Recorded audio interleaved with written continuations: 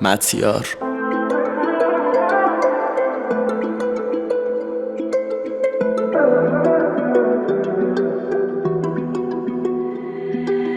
نه خیرتون رو خواستیم نه شرتون، ما نه خوبتون رو میگیم نه بدتون.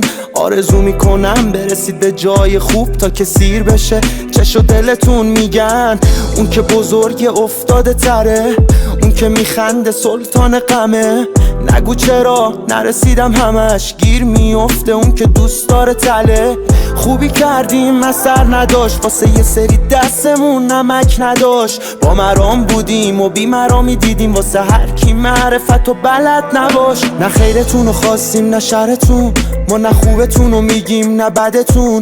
آرزو میکنم برسید به جای خوب تا که سیر بشه چش و دلتون. بله بله پشت ما هم زدن آدم خوبا کمن، اینا که زخم میزنن میبینی یه رو قید تورم زدن. گیر حرس و طمع اونا تو رو واسه منفعت میخوان و تو خوشی و کمن. رفیقم مثلا واسه شون برداری 100 قدم، ببین نمیای قدم نمیای قدم.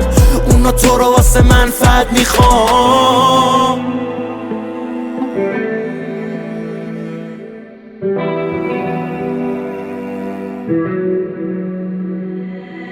حذف کن کسی که احترام بلد نی، ترک کن کسی که لولش درت نی.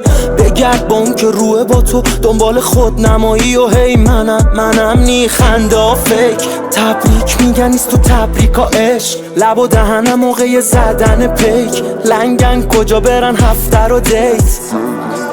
نه خیرتون رو خواستیم نه شرتون، ما نه خوبتون رو میگیم نه بدتون.